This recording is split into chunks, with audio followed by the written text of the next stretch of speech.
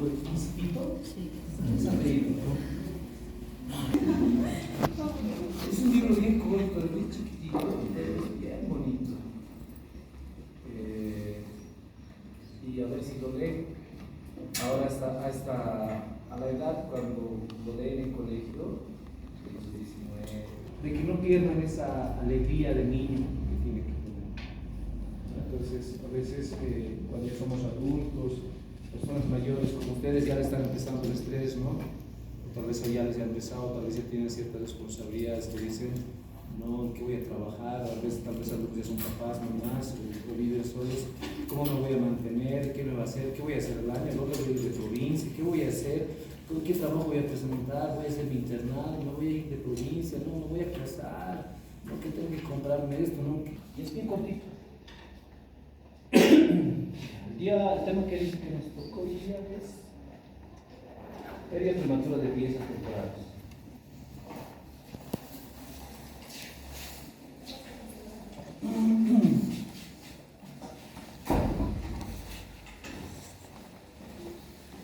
Una de las cosas importantes, esta parte es un preámbulo, ya vamos a ver un poco de introducción. Una de las cosas importantes que nosotros tenemos los odontólogos, y en especial los odontopediatras tenemos, es que nosotros podemos ver estos cambios que tienen. Cuando uno ya tiene ciertos años de práctica clínica, puede ir observando este tipo de cambios, ¿no? Pacientes que vienen a veces desde bebés. Tengo la suerte de haber tenido pacientes desde la presencia, desde su incisivo central inferior temporario, ¿no? Y después llegan ya a esta edad, pacientes de 5, 6 años más o menos aproximadamente, que vienen ahí completitos sus dientes. Y uno les restaura, ¿no? Le pone su ionómero, le pone su resina, para que no vaya avanzando, ¿no? Y viene ahí. Estas son fotografías de un libro, ¿ya? De Bob. Y lo que podemos hacer es ver esto, ¿no? Miren pacientes ya de mayor edad, pacientes de 7 años. Aquí podemos ver un paciente de entre 7 u 8 años por la presencia de los primeros molares permanentes. Y podemos ir viendo el desarrollo, ¿no?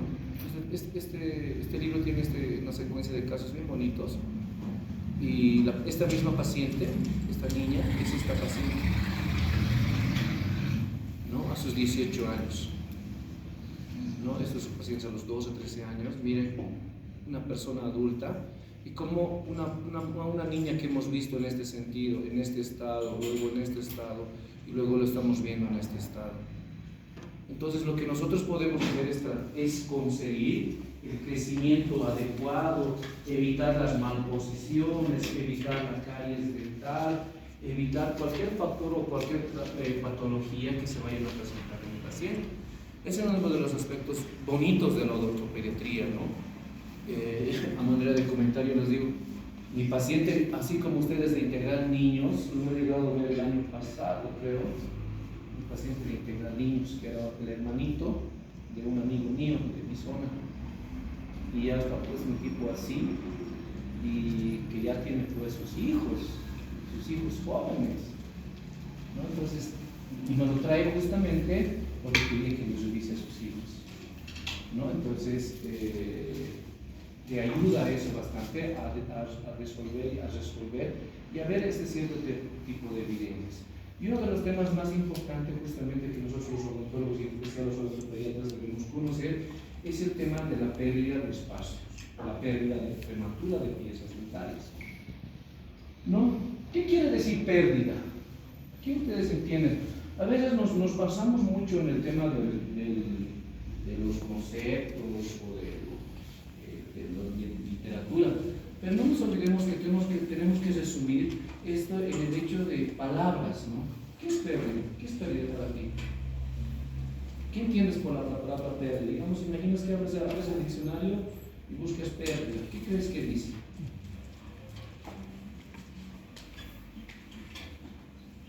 ¿Qué es pérdida? ¿Qué es lo que ustedes siempre pierden? Yo pierdo, por ejemplo, las llaves de mi casa. Llego a mi casa y me he puesto un platito, me he puesto un colgador de llaves, pero siempre se pierden mis dientes? Las fresas.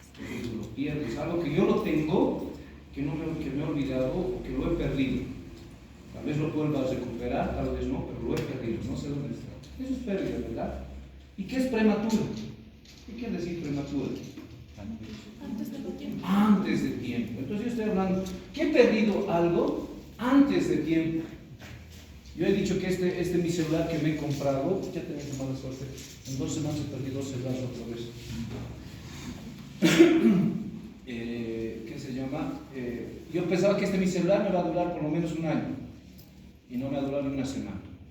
Lo he perdido antes de tiempo, de mi planificación, de lo que yo tenía planificado. Entonces eso es pérdida prematura. Obviamente ya de las piezas temporales. Entonces cuando hablamos ya estamos pensando en hablar de pérdida de espacios, lo que tenemos que enfocarnos es en los dientes temporales, en la pérdida prematura de estas piezas temporarias, ¿no? Entonces eso es lo que significa pérdida prematura. Mi paciente llega así, ¿no? Hago una revisión, examen de historia clínica, examen oral, antecedentes personales patológicos, no patológicos, hospitalización, todo el orden que tengo que realizarlo, y luego pues, paso al examen intraoral. ¿Qué es lo que observo? Me falta una pieza, ¿no? Entonces yo en ese momento tengo que hacer una primera observación, ¿no? Entonces yo hago una primera observación y tengo que hacer tengo que prestar ciertas atención en ciertas características. Una vez que yo determine que voy a realizar algún tipo de tratamiento, voy a tener que hacer una especie de análisis. Pero la primera observación tiene que basarse en el número de dientes perdidos. ¿Cuántos dientes ha perdido en esta imagen? Por ejemplo, acá ha perdido un dientecito. ¿Qué diente ha perdido? 8. El primer molar inferior temporario. No ha perdido 2, no ha perdido 3, tal vez ha sido, pero por la imagen solo vemos 1. Entonces el número. A mayor número de piezas que faltan, obviamente mi pronóstico va a ir volviéndose más complejo y obviamente el tratamiento va a ser más complejo. ¿Qué más tengo que ver? El momento y la edad que tiene mi paciente, ¿no? Este paciente, ¿cuántos años calculan creen que tiene? Veo los incisivos, los 4 incisivos, y veo los molares. ¿Cuántos años tiene?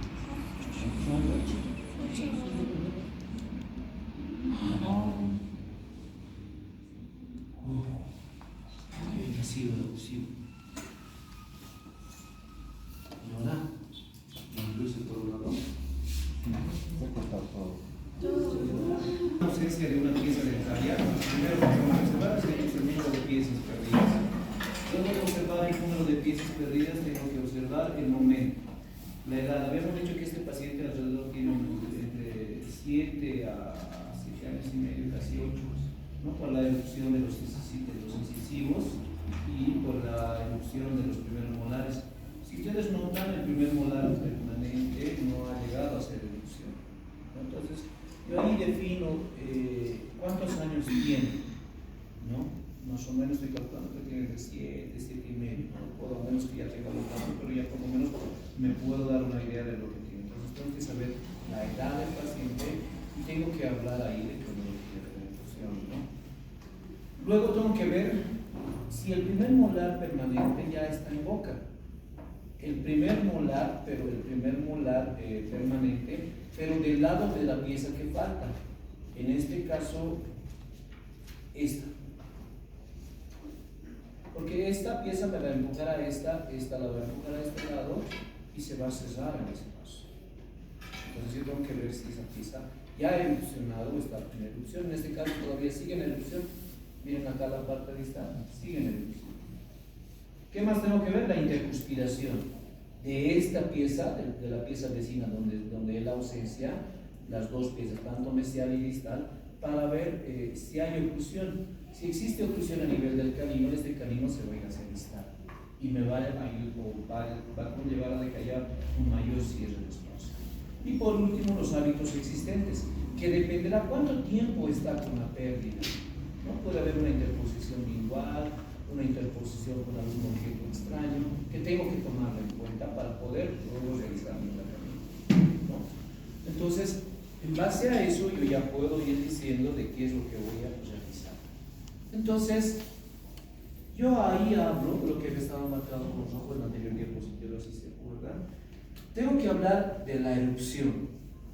Y cuando hablo de la erupción, ¿de qué tengo que hablar? De estos tres conceptos bien importantes que ustedes ya lo han llevado en la sesión pasada, que son las fases del proceso de erupción dental, la cronología de erupción y la evolución intraósea de las piezas dentales. Cuando yo estoy hablando de pérdida de espacio, pérdida de prematura de piezas dentarias, manejo de espacio, mantenedores de espacio, recuperadores de espacio o exodoncia de algunas piezas que voy a tener que realizar, tengo que hablar de estos tres procesos. ¿Ya? Eso es bien importante. Por ejemplo, aquí en esta imagen puedo observar las fases del proceso de erupción.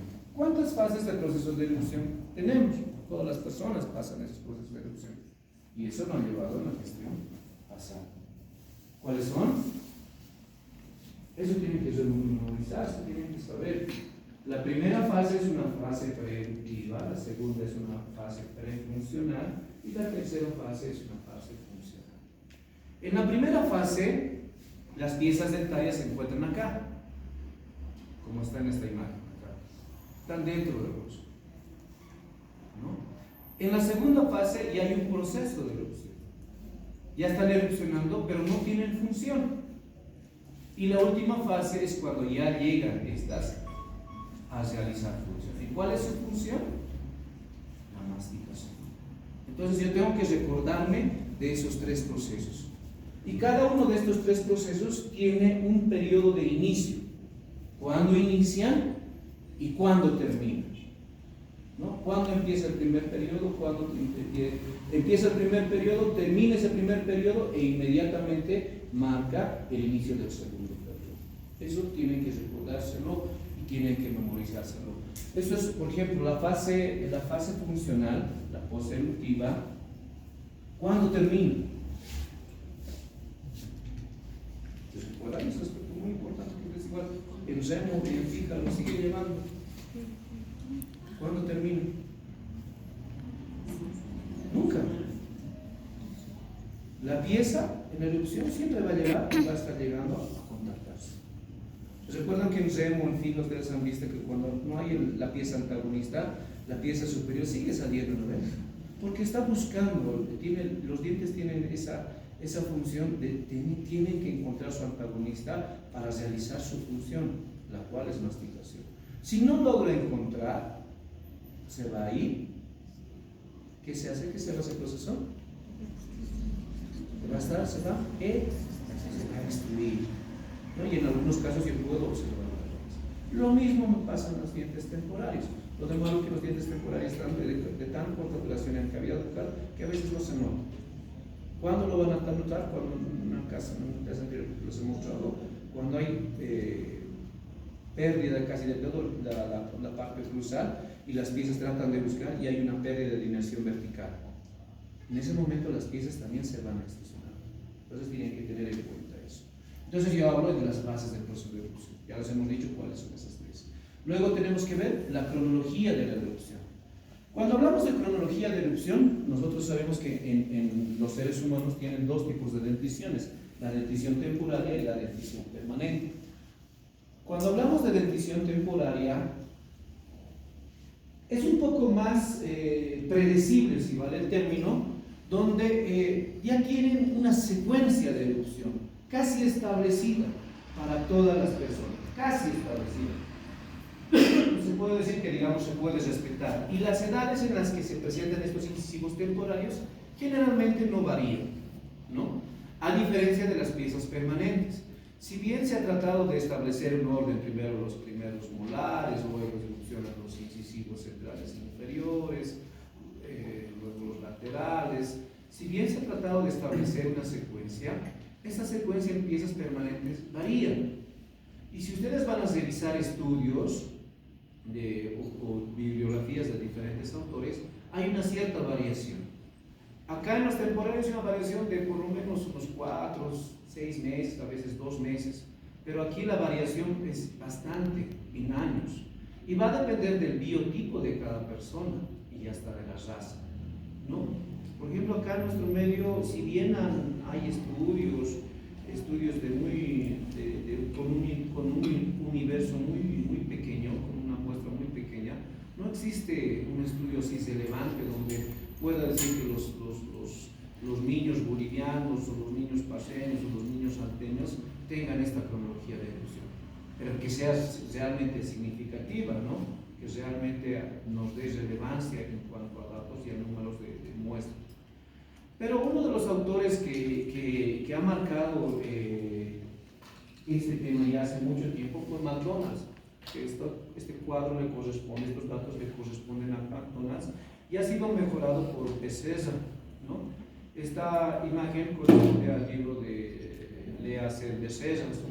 Es un muy buen libro, viene en 2 tomos por si acaso.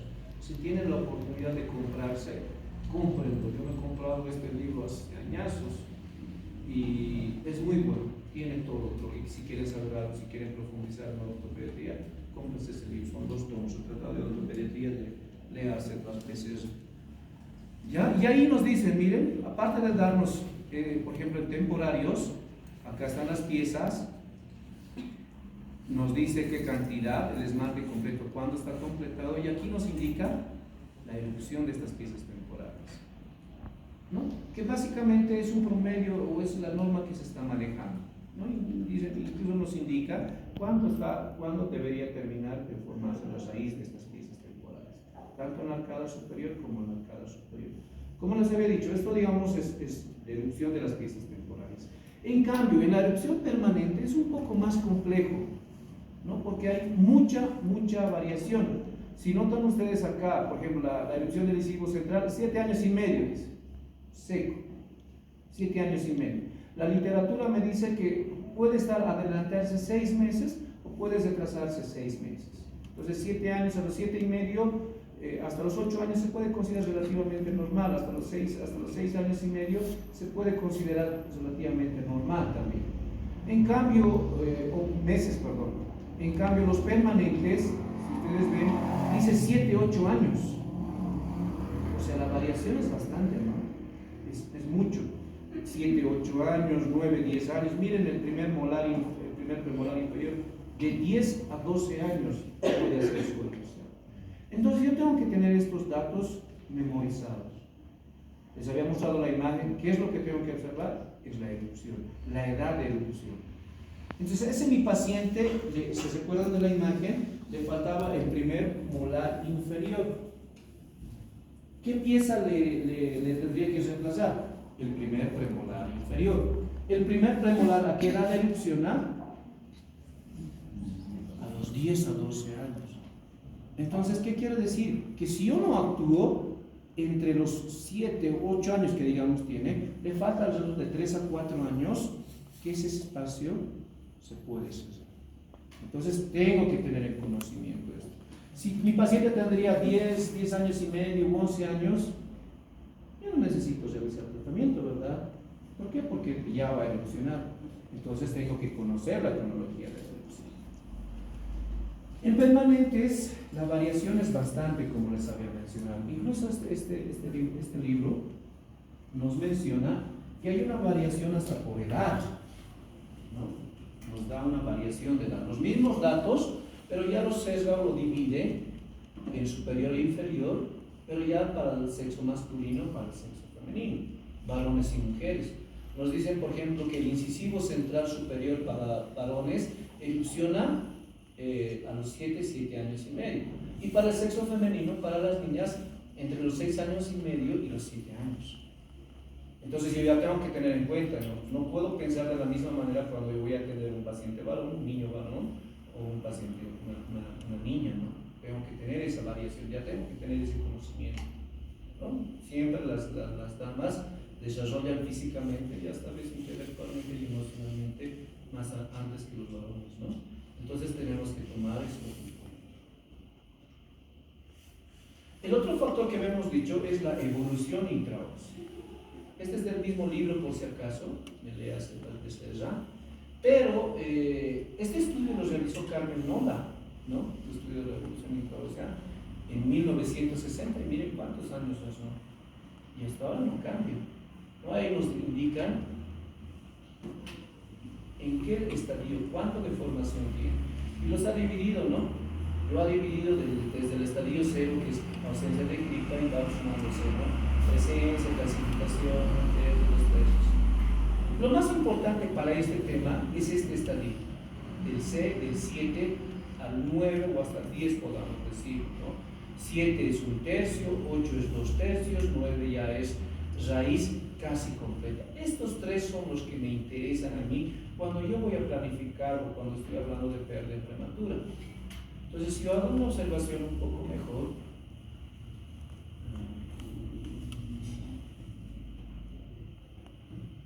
cuando yo hago un poquito mejor de esto, estoy diciendo que acá, no la 7, es un tercio de raíz, como está en la imagen, ¿no? Entonces hay un tercio de raíz de formación. Y en el estadio 8 hay 2 tercios de formación de raíz, como está aquí en la imagen. Esto es importante. ¿Por qué? Porque si cuando yo observo, yo decido, veo en este caso un paciente de 9, de 10 años, les había mostrado en la imagen ese paciente que le falta el primer molar. Imagínense que ese paciente tiene 10 años y es mujercita. Entonces posiblemente ya esté cerca de la erupción. Solo tengo datos aproximados. Entonces, ¿a qué recurro? A mi examen complementario. Tomo una radiografía.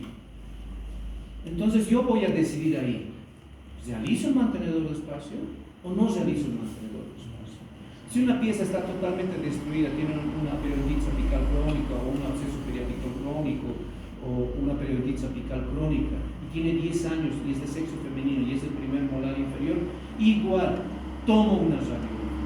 ¿En qué estadio debería estar para yo realizar el mantenedor de espacio o realizar la exploración? ¿En qué estadio?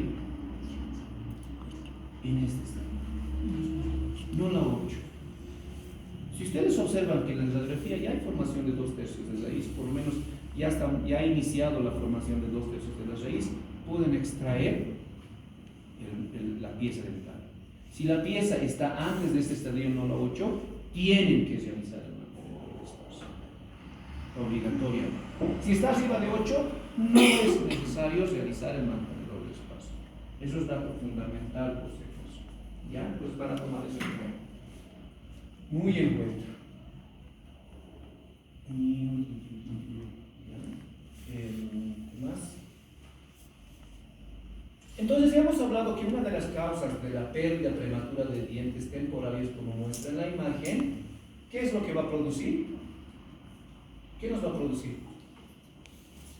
La pérdida. Si yo pierdo un diente temporario, ¿qué es lo que me produce? ¿Qué perdemos?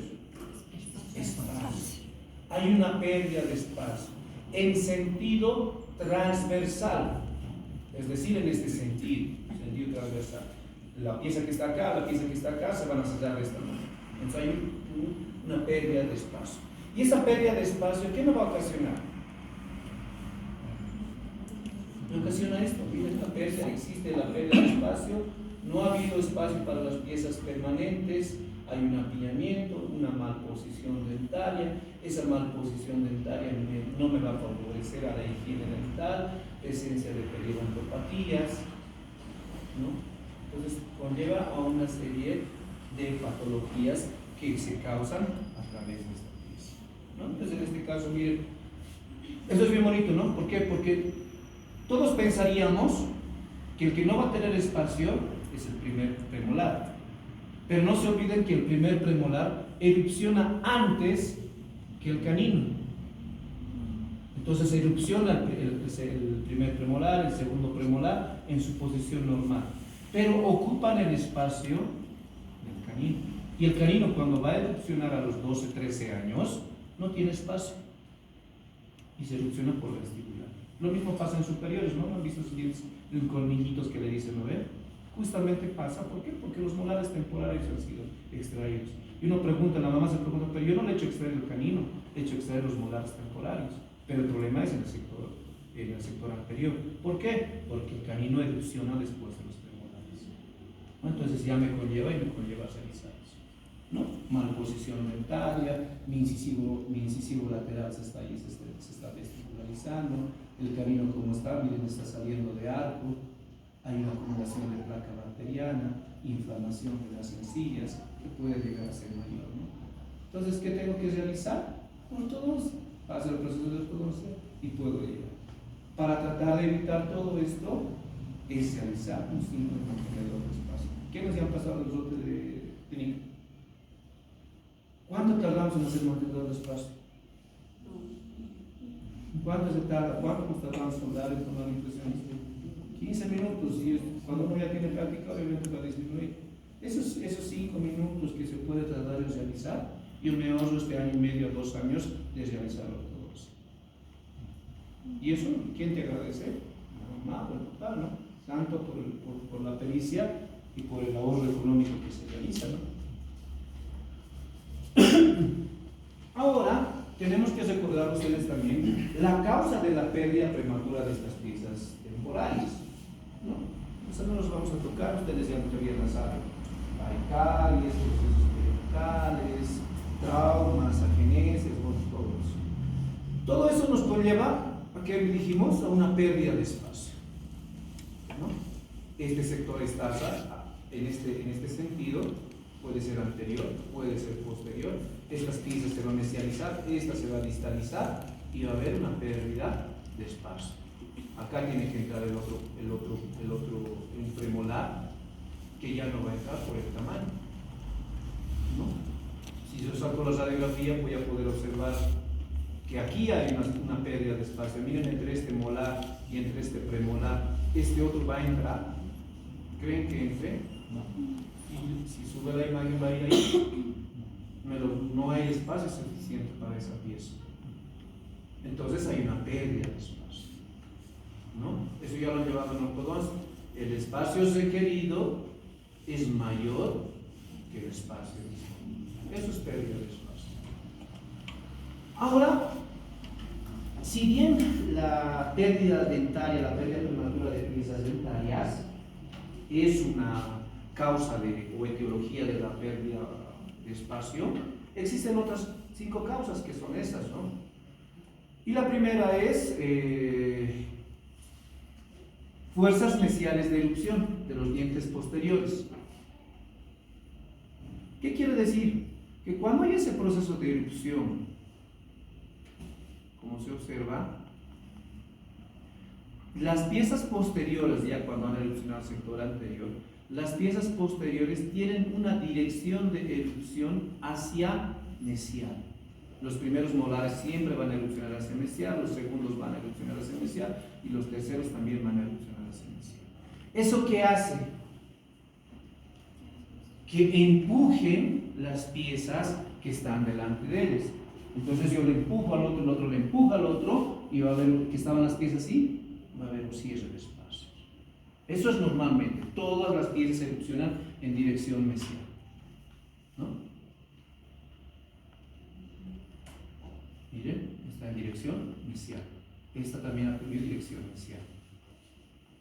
Y se nota más, miren aquí hasta los caninos se nota la inclinación que tienen hacia mesial.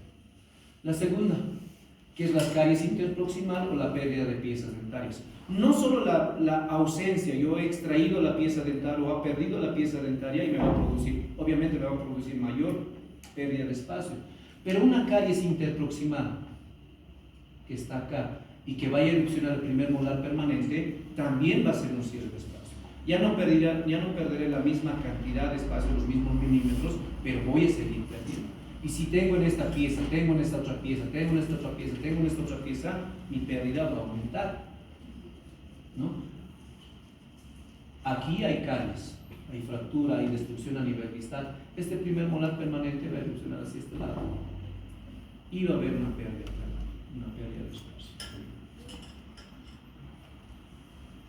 2, la 3 era la agenesia, cuando existe ausencia de piezas dentarias. Si no existen piezas dentarias permanentes, obviamente se van a mesializar las piezas distales y se van a distalizar las piezas mesiales. Consiguientemente va a haber un cierre de espacio. Miren, aquí no hay pieza dentaria y esta pieza que erupciona se va a ir hacia mesial, hacia distal, perdón, en este caso. Y esta que está erupcionando el molar con dirección hacia mesial. Y aquí ya no hay cierre de espacio. Esto sí es un poco mayor, ya habrá que ver cuántos años tiene, se hará una planificación de mayor tamaño, se tendrá que hacer un mantenedor de espacio para ver si va a realizar después de los 18 años un implante o un aparato protésico, tal vez un aparato protésico hasta que esté en la adolescencia para poder evidenciar eso, ¿no? Agenesia. Existe agenesia. Mesialización de las piezas, distalización de las piezas mesiales y mesialización de las piezas distales. La cuarta causa, la anquilosis. Cuando esta pieza temporaria se queda anquilosada en el hueso. En este caso se pierde lo que es el ligamento periodontal. Entonces el ligamento periodontal de esta pieza temporaria y hay una unión entre el cemento y el hueso. Y esta pieza se queda incluida. Y en este caso se queda así incluida y esta pieza permanente que está por mesial se va hacia distal, esta otra se va hacia mesial y mesializan ese espacio. Miren, en este caso tiene el premolar, pero este premolar ya no va a entrar acá, ya he perdido el espacio. Entonces yo tengo que ver la edad cronológica de esta pieza. No va a haber reabsorción. ¿Por qué? Porque hay una pérdida de ligamento periodontal. Esta pieza no ha tenido la capacidad de reabsorber esta pieza. Entonces yo debo observar qué estadio está. Si está en estadio no la 8, yo tengo que extraer esta pieza. No debo esperar. Lo mismo hasta ahí, está incluida, anquilosada. 5. Erupción ectópica de los molares permanentes. Hay una patología que generalmente se causa a partir de entre los 4 o 5 años, menciona la literatura, donde el paciente sufre, el niño sufre algún tipo de trauma, ¿no? En el sector posterior, un golpe, ¿no? Y este molar, en el momento de erupción, se mesializa en el lugar de erupción y cambia, tiene una posición diferente y se erupciona hacia mesial. Este año no he visto ninguno, el año pasado hemos visto unos 2 o 3 casos de estos, ¿no? En este caso, miren este primer molar permanente, erupción hacia mesial como está en la imagen. ¿Y qué es lo que realiza? Reabsorbe no solo la raíz, sino también la corona de la pieza dentaria, con la consecuencia de que aquí hay cierre de espacio, hay una pérdida de espacio. Obviamente tengo que llegar a extraer y cuando me doy cuenta no existe la raíz de ese lado. Entonces tengo que observar. Si bien estos 5 son los factores etiológicos de la pérdida de espacio, y más importantes la exodoncia y la caries, nuestro creador ha sido tan inteligente que nos ha dado también factores fisiológicos que contrarrestan la pérdida de espacio. Porque se han visto, si las piezas erupcionan hacia mesial, hay una erupción ectópica, hay caries, todos los niños tendrían pérdida de espacio y no todos necesitan mantenedores de espacio. ¿Por qué? Porque existen estos factores fisiológicos. Eso no quiere decir que entonces yo sé que los molares erupcionan hacia mesial y obligatoriamente quieran hacer usar un mantenedor de espacio. Tenemos que tener en cuenta estos factores fisiológicos.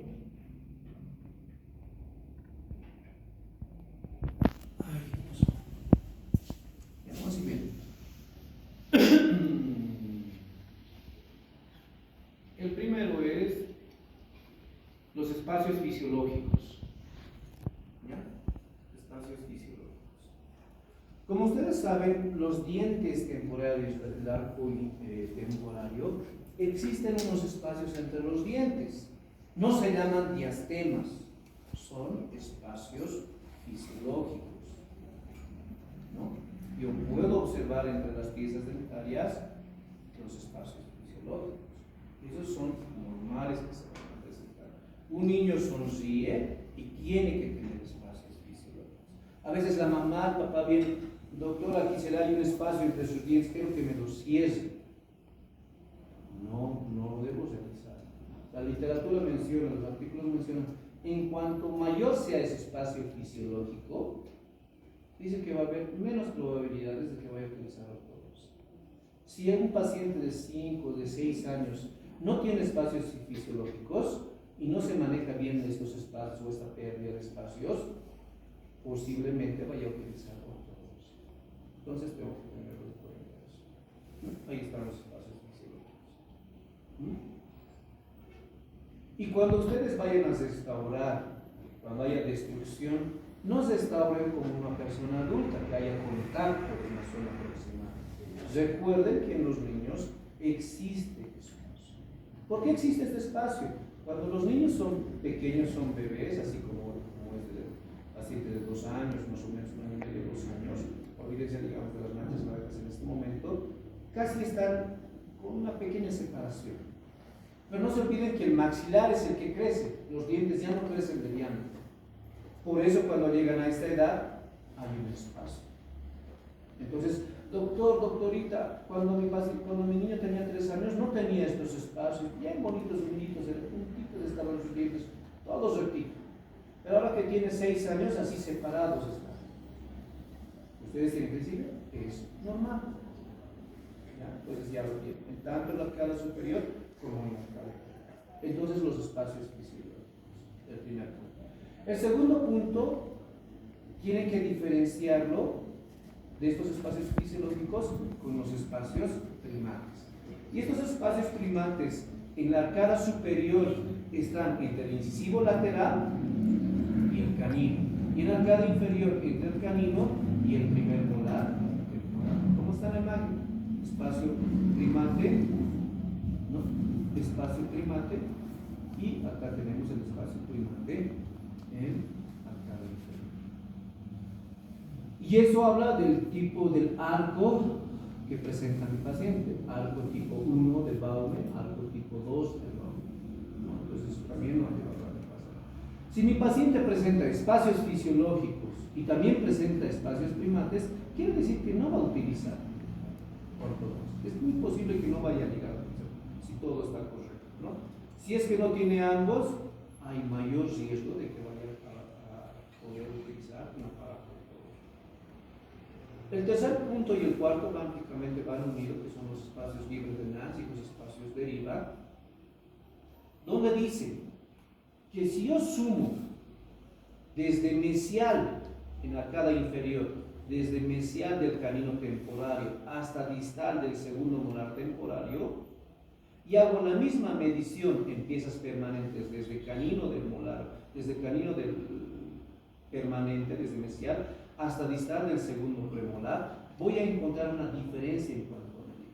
Si ustedes notan, este ancho de las piezas temporarias es mayor que las permanentes.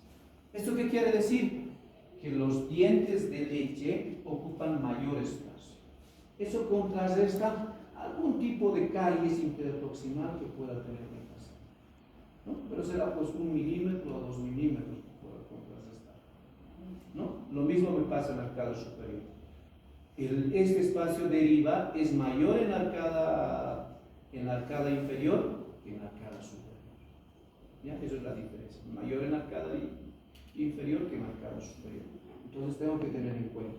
No voy a decir, tiene lesión interproximal en la pieza 7.5 y 8.5 y obligatoriamente voy a necesitar mantenedor de espacio. Tengo que tener en cuenta esto de mi paciente. 5. Erupción hacia el vestibular de los incisivos. En piezas temporarias, la angulación que tienen entre el incisivo superior y el incisivo inferior es mucho más recta.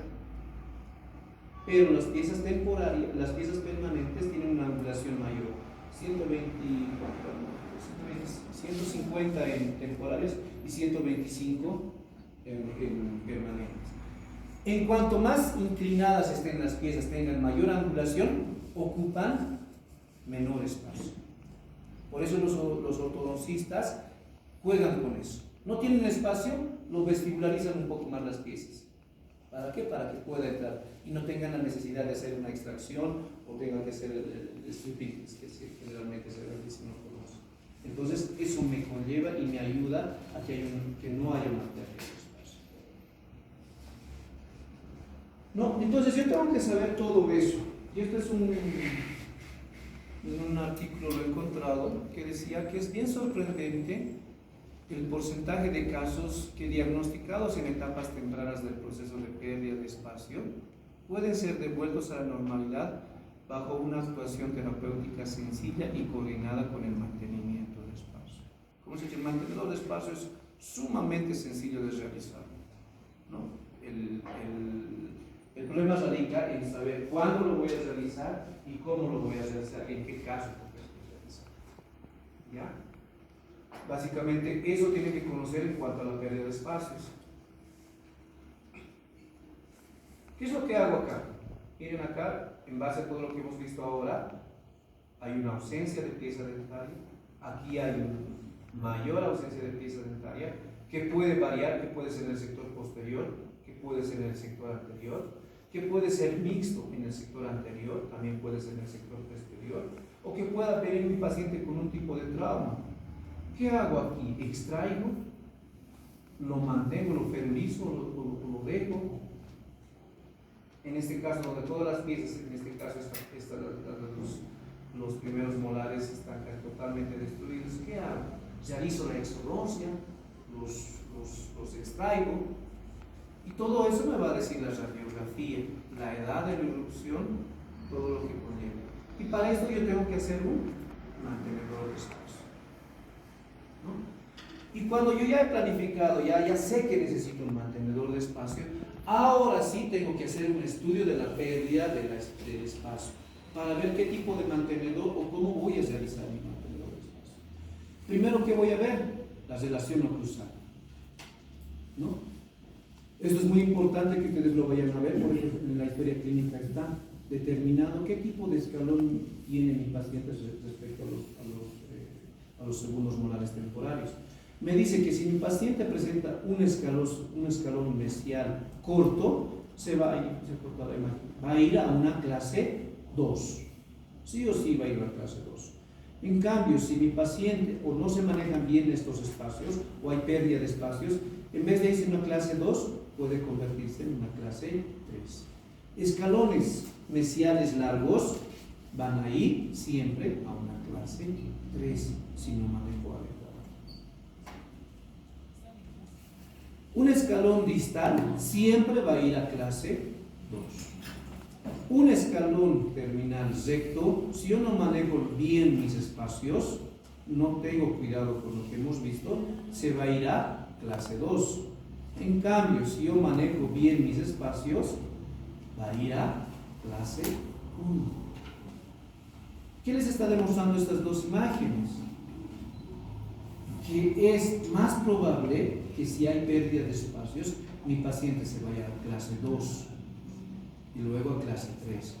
En un solo caso, va a ir a clase 1, cuando yo manejo bien mis espacios. Si yo no manejo, está en clase 1 y no controlo la pérdida de espacios, se va a ir a clase 2. Entonces, es bien importante hacer ese manejo cuando ustedes extraen. A veces les va a llegar pacientes y llega a la clínica, no sé si me han escuchado decir los que están, viene el doctor, le extrae esta piecita, es que me hace falta exodoncia. ¿Cuántos años tiene tu paciente? 7, pero me falta exodoncia. ¿Le vas a hacer mantenedor de espacio? No, entonces no me extraes. Y eso es lo que deberíamos tener como consulta en el consultorio, porque si no le vamos a realizar un mantenedor de espacio que tiene clase 3, se va a ir a una clase 2, o en el peor de sus casos se va a ir a una clase 3. ¿Por qué? Porque yo quiero extraer. ¿Cuánto cobran en la consulta? 100 bolivianos, digamos que cobran la consulta de una pieza temporaria de extraer. Por 100 bolivianos lo están condenando al paciente de que se vuelva a clase 2 o clase 3. Entonces vean eso, por favor. En el plano, cuando hago la relación del plano oclusal, tengo también que ver las giroversiones. ¿Ya? Eso es bien importante. Observar las inclinaciones mesiales, las rotaciones, las giroversiones que se tienen de las piezas dentales. En el segundo paso es el tipo de dentición que presenta. ¿En qué momento está la pérdida? ¿En qué momento ha sufrido esa pérdida? en dentición temporaria, en dentición mixta o en dentición permanente. Nosotros sabemos que existen dos fases en la dentición mixta. Es preferible realizar estos mantenedores de espacio en esta dentición mixta. Es mucho más fácil y controlar todos los tratamientos en esta dentición mixta. El 3, tenemos que evaluar el germen dentario. Es bien importante. Cuando ustedes decidan realizar mantenedores de espacio, tienen que ver el germen dentario. ¿Qué no es este? Ya hemos visto.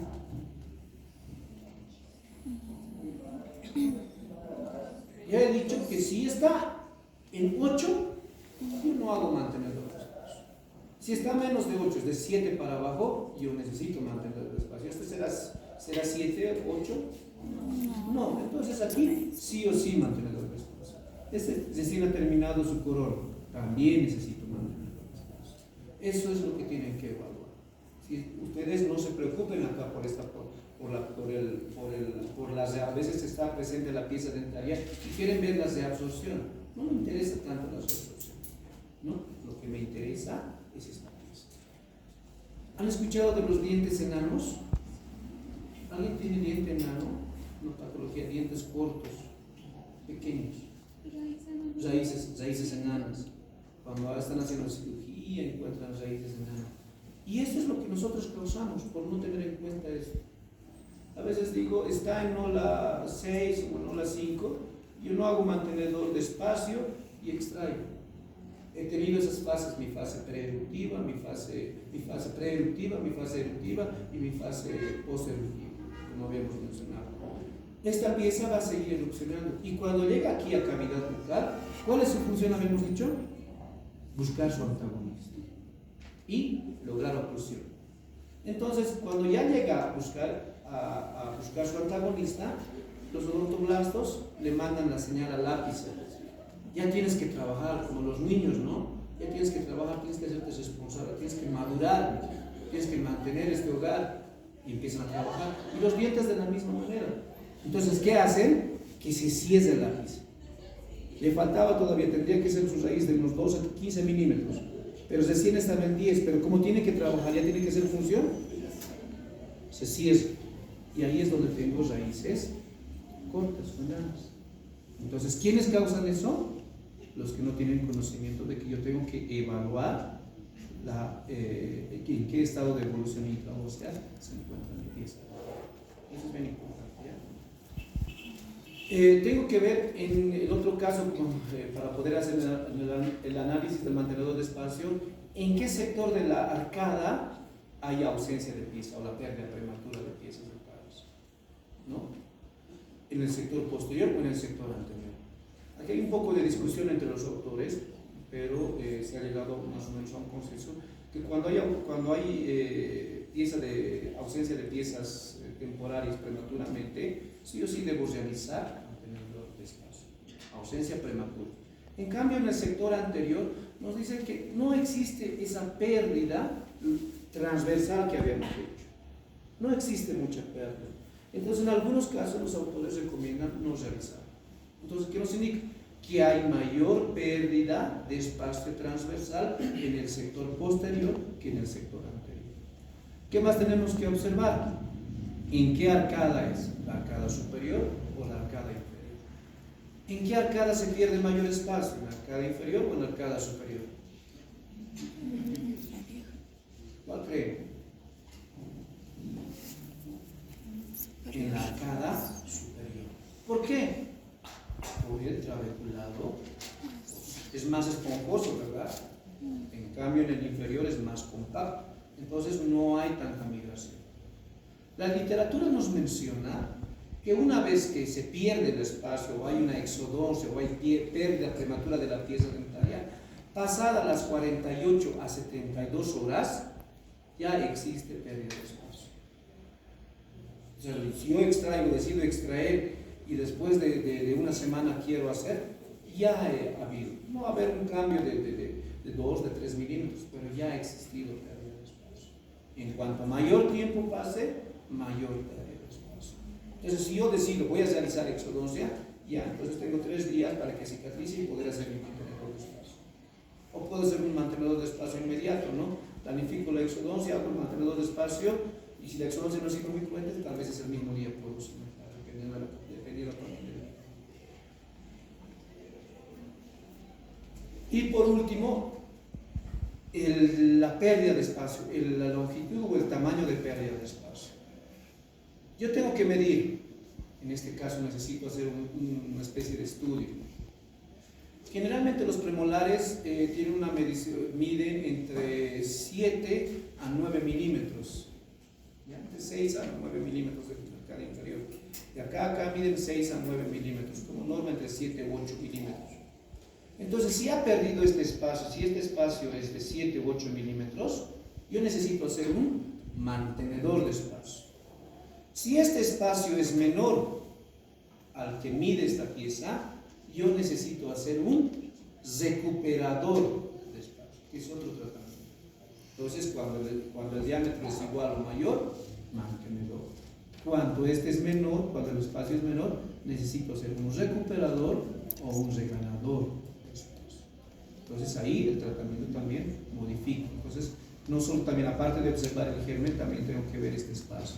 Y debo saber el diámetro de las piezas dentarias. ¿Ya? Y por último el 7, que es un análisis ortodóntico. Pues no lo vamos a tocar porque seguramente lo han visto en el tema de ortodoncia. Ahí generalmente se utiliza el análisis de Moyers que se realiza. Y el análisis de Moyers ustedes lo han visto en ortodoncia. Y eso es un poco más complejo. Y eso ya lo tiene que realizar el ortodoncista. Pero hasta aquí un odontólogo lo puede realizar más o menos. ¿Ya? Hasta aquí llegaremos. La siguiente semana vamos a continuar con lo que son mantenedores de espacio, los tipos de mantenedores de espacio y recuperadores de espacio. ¿Ya? ¿Qué hora es? 12.